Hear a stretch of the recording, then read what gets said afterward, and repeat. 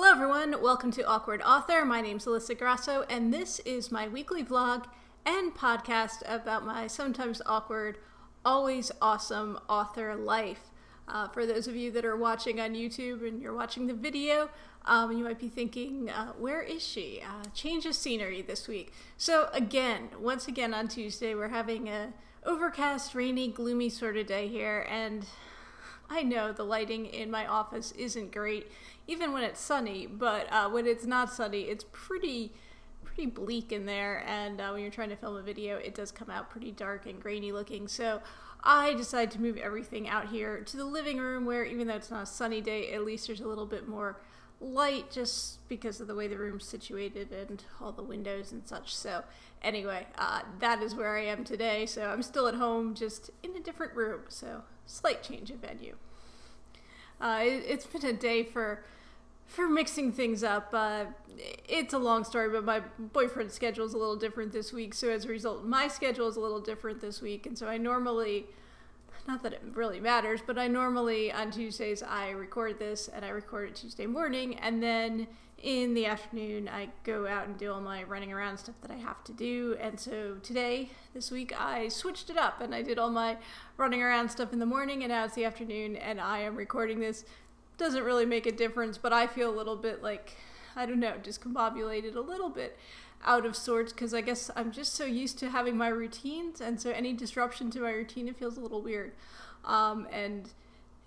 Speaking of routines, I have a dog who is, he's just in love with routines, and so anything that deviates from the routine, he can't really handle it. I'm surprised he's actually just laying here and being calm right now, because at any second, he might just lose his mind and, start going berserk, because he's like, what are you doing? You don't belong in this room.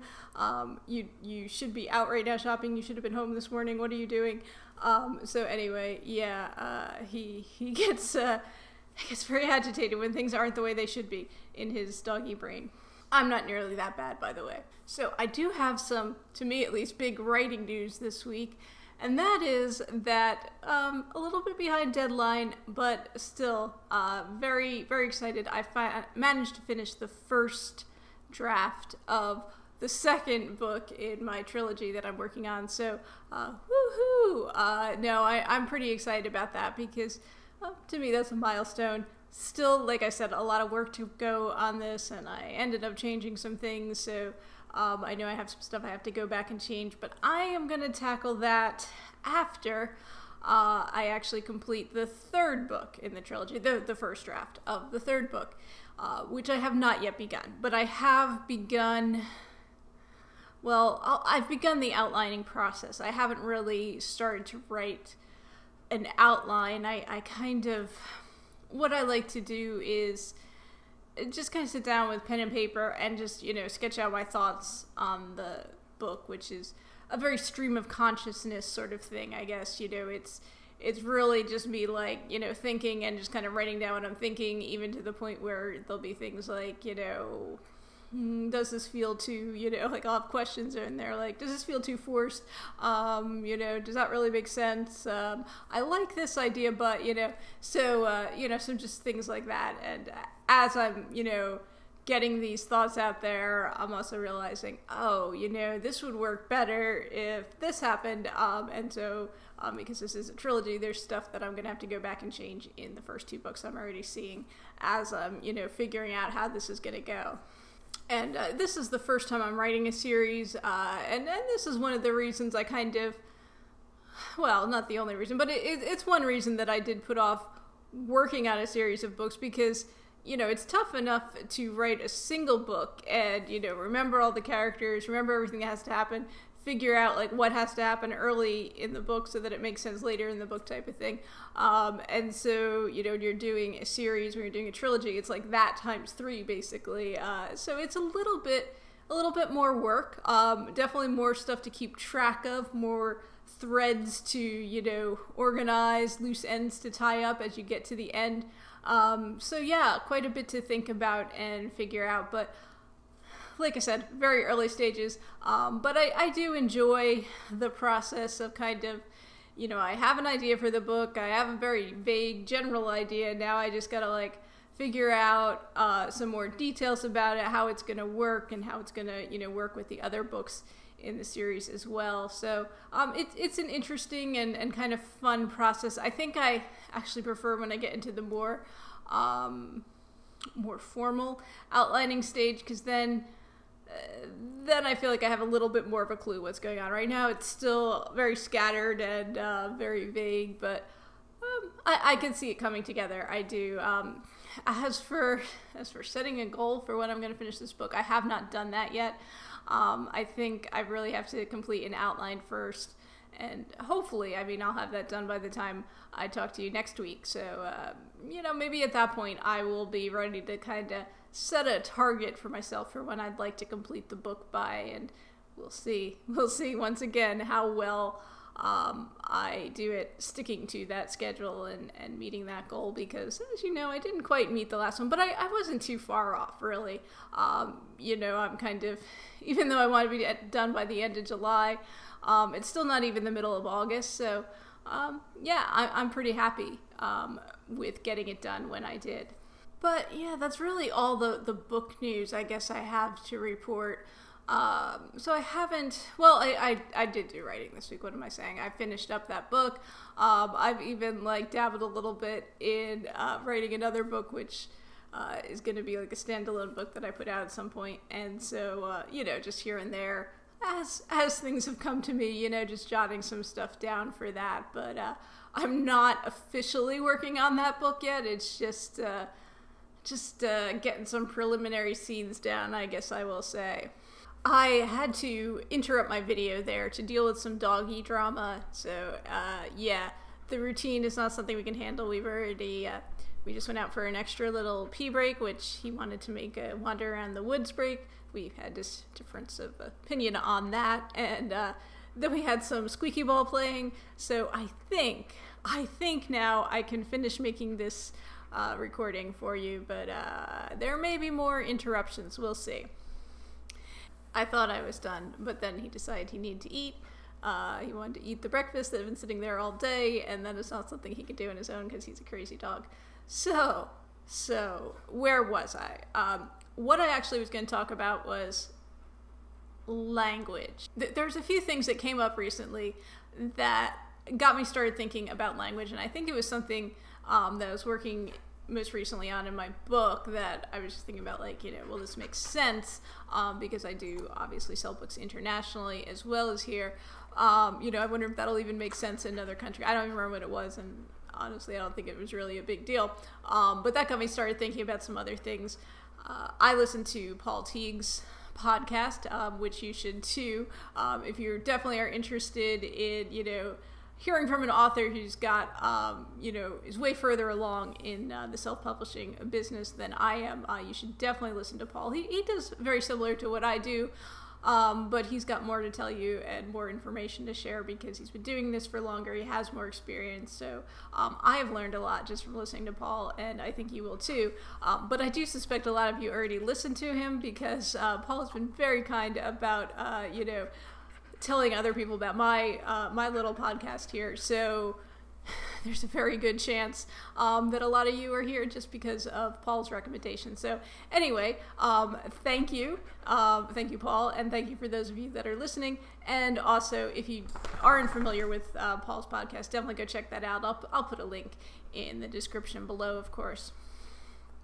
Anyway, Paul is in the UK, and he is working on, or I think he's actually done with it now, or at least done with the draft.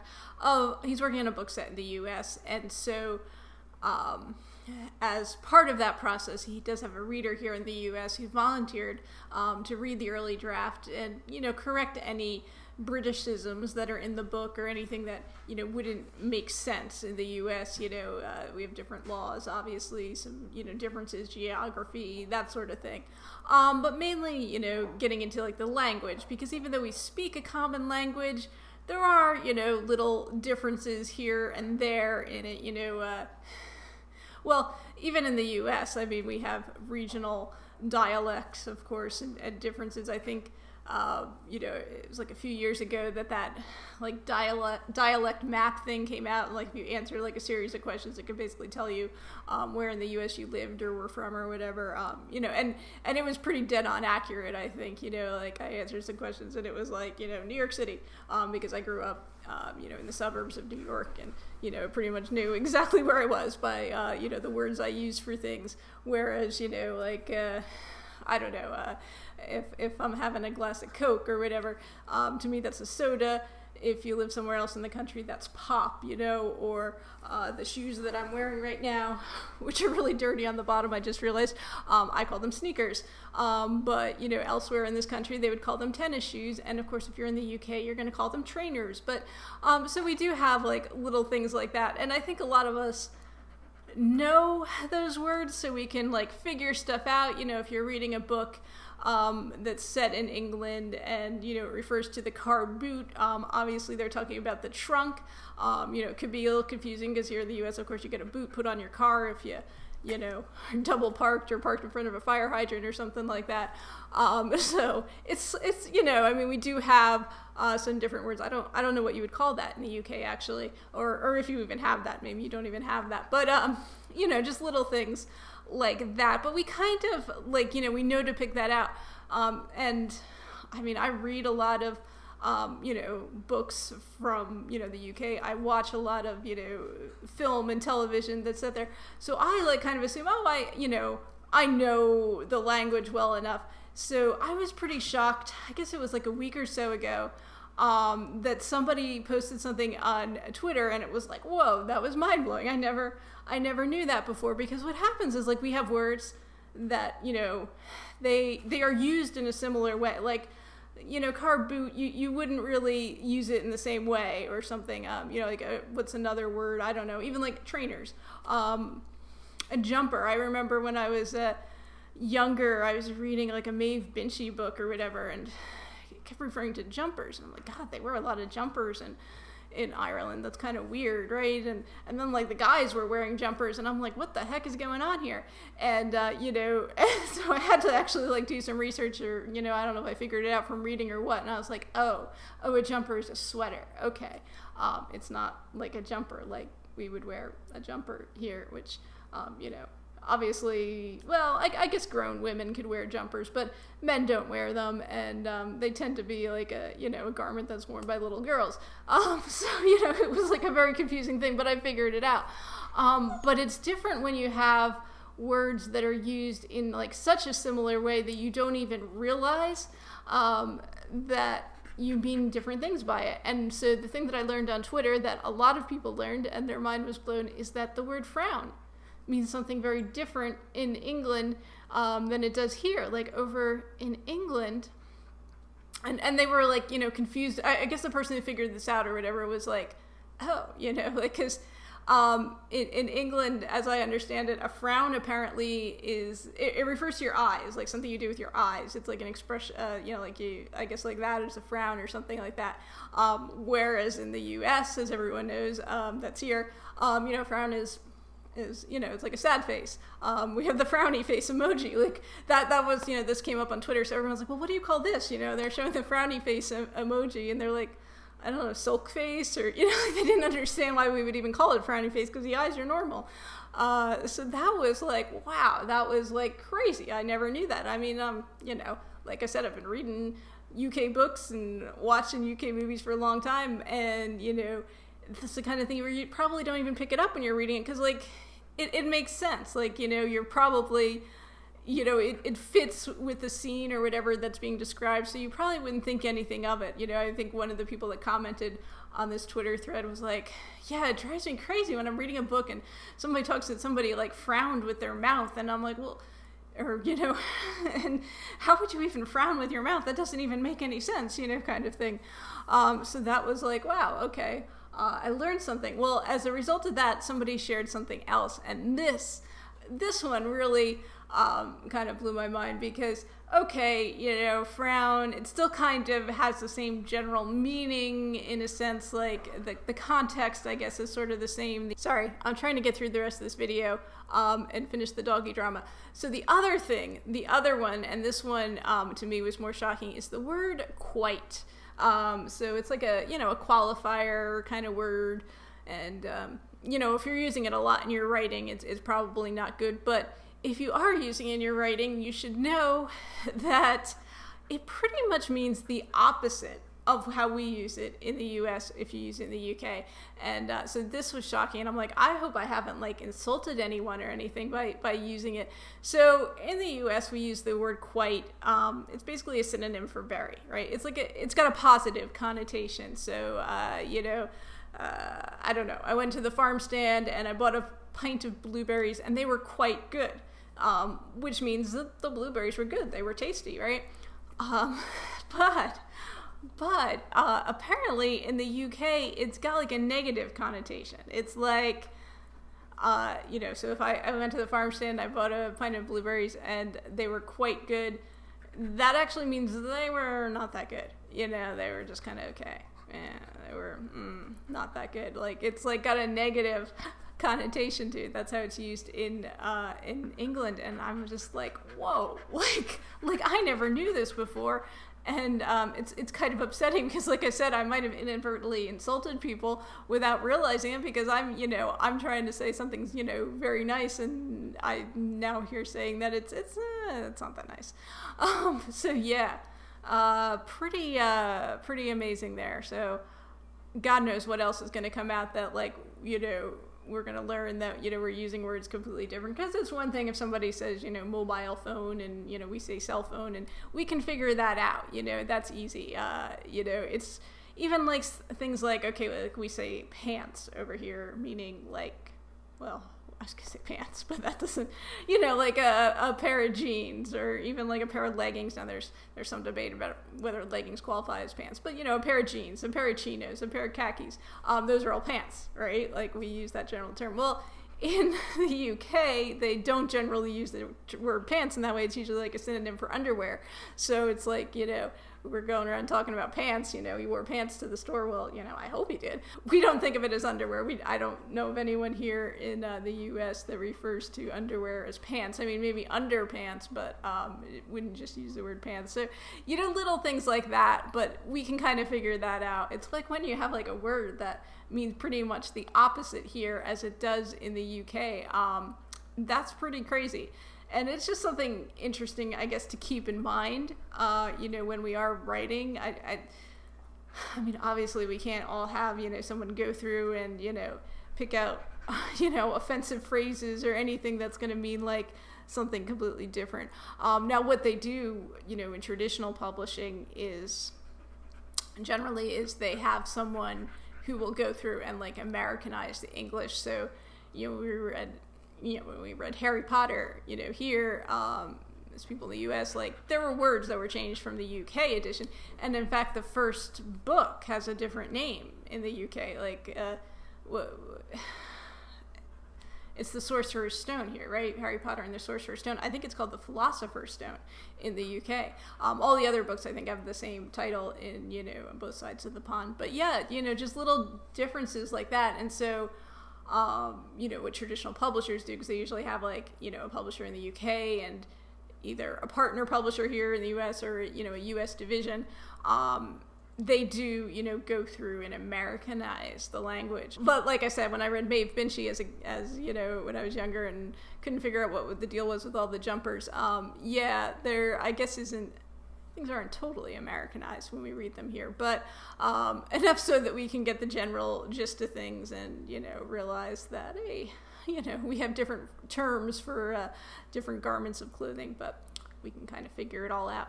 But anyway, just something interesting to keep in mind as, you know, we're working on things. And, you know, it's especially if you're going to try to write something that's set somewhere else, you know, you might want to, you know, check on things or something. Like I've seen this expressed on Twitter a lot of times, like people in Europe, especially in the UK, cannot understand how Americans don't have kettles. Like like, you know, like, well, how do you not have a kettle in your kitchen? And it's like, well, Americans by and large are not, you know, tea drinkers. I drink tea. I do not have a kettle because, I mean, I'm a weirdo and I get my water delivered and I have like a instant hot water thing, you know, in my water cooler. But most Americans don't have that either. I mean, they need hot water, you know, they're gonna either boil a pot of water, or more likely if they're making tea and they're not like a big tea drinker, they're probably just gonna stick it in the microwave. And as someone who's worked in American restaurants, I can tell you that very often that's how tea is made in American restaurants, which is why it's so awful. But yeah, you know, just little things like that, you know, as far as like the way houses are, the way, you know, we eat, and, you know, the different culture and customs and tradition. And I'll tell you a story too. I mean, I was just talking about regional differences before, but I read, what's the book? Rainbow Rowell, Fangirl. That's the name of the book, right? So I was reading that a few years ago, and it's set in Nebraska, I believe. So middle of the country. And it's not really a major plot point, but the father works for I think he works for like a marketing company or something like that, and he has to market a product which is like canned ravioli in gravy. And so it's like, okay, you know, that's not that weird, right? Like, I mean, Chef Boyardee, right? Like, I grew up, you know, we had Chef Boyardee in a can. That's all we're talking about here, right? Like, I did not understand, like, why this was such like a weird thing to market. Like, you know, he and his daughters were like, that's just so weird, ravioli and gravy. And I'm like, well, what the heck else would it be in, right? And so I'm reading this whole book, like, what is it with this? I mean, ravioli is an Italian dish, it's in gravy. That makes total sense, right? Well, like, I mean, I was maybe like 3/4 of the way through the book or something, and I realized like she must have written something or whatever that made me like, oh, she means like brown gravy, like meat gravy, like turkey gravy or something like that. I don't even know what kind of gravy, but like she means that, not like, you know, tomato sauce, which, I mean, I don't know. If you're talking about ravioli and you say gravy, I just assume you mean tomato sauce, because that's just another word for tomato sauce, right? But apparently not if you're in Nebraska. But, you know, if you're an Italian-American girl from New Jersey, you know, gravy is just a synonym for tomato sauce. So it's just interesting how we have like these different regional differences, and, you know, we don't always pick up on things. You know, I mean, I don't know who, you know, who her editor or publisher was or whatever, but, you know, whoever they were, they definitely weren't from an Italian-American family in New Jersey or New York or something, because they would have pointed out that, well, you know, when you say gravy and you're talking about ravioli, people are going to assume you mean tomato sauce. And so, yeah, I remember when my first book was getting copied, and my publisher happened to be in the Midwest. They were out in Minnesota, and the middle of the country is pretty flat, I will say. New Jersey, not so much. We got mountains, we got swamps, we got whole towns and communities that were swamps and have been filled in. And yeah, my copier at one point like pointed out, she's like, what, you know, how can a patio have steps? Like, you know, she didn't understand that, like a patio wouldn't have steps. And I'm just like, well, you know, I mean, some patios don't. But I actually, like, you know, the scene, even though it was a made-up house, I was basically picturing my grandmother's house, and my grandmother had a patio in her backyard, and there were steps that went down to the yard from the patio, because you know, it wasn't a completely flat yard, and there are a lot of patios that have steps, I mean, around here anyway, but maybe not if you're in the Midwest, where everything's, like, flat and things like that. And I was watching, you know, Jenna Marble's video. She was talking about how they don't really have basements in California. Like, basements aren't a thing. And she's like, I kind of miss basements, because she was from, I think, Rochester or New York somewhere, New York State somewhere. So it's just like little things like that. Like, we have differences, you know, in terminology, and just in, you know, what is like a normal thing depending on where you happen to live in the country or in the world. And so,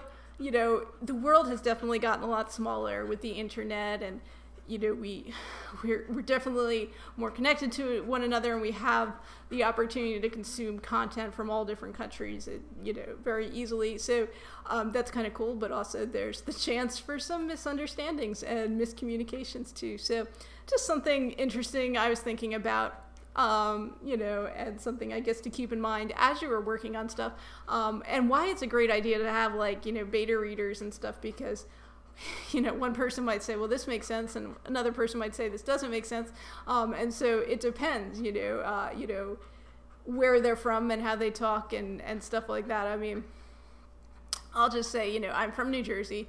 I'm from North Jersey, which, you know, is right, you know, right near New York City, suburbs of New York. My boyfriend is also from New Jersey, and I'd say he's more from Central Jersey. We didn't really have Central Jersey. I think when I was a kid, there was just like North and South. But there are differences in the way we talk and like some of the words we use. And, you know, he finds it weird that I'll say, you know, I went to the grocery store and I had to wait online, which is very normal. I mean, I could say I had to wait in line too. Either one is okay. But apparently in other parts of the country, and like even like a few miles south of, you know, whatever qualifies as North Jersey, saying waiting online doesn't make any sense. He's like, you know, he thinks I'm talking about the internet or something. Like, you don't wait online where he's from. But, you know, that's how it is where I'm from. So it's just like little things like that, you know, and probably not a bad idea, like I said, to have other people read your work ahead of time, because you know, different people will still see different things in it, and certainly if you have a lot of people, you know, who say this doesn't make any sense, well, maybe you gotta change it, and you gotta, you know, pick some language that's more universal, I guess, universally understood. So anyway, just some thoughts. But yeah, I have a dog who's still being hyper and crazy and does not like this change in routine, so I'm gonna try to calm him down, and finish getting this all edited and put together, cut out all the, you know, barking and squeaky ball bits, and yeah, get this uploaded for you. So I will be catching up with you again in another week. Maybe my schedule will be more back to the routine, so things won't be so crazy, and hopefully when I talk to you next week, I'm actually, you know, working on or either done with the outline for my next book. So yeah, we shall see. But in the meantime, I hope you guys all have a great week. Thanks as always for watching. If you like this, please, you know, give it a thumbs up, subscribe, what have you, leave a comment, and I will be back again next week. So take care, everyone. Good luck with your writing, good luck with whatever you're doing, and just have some fun out there. Bye, guys.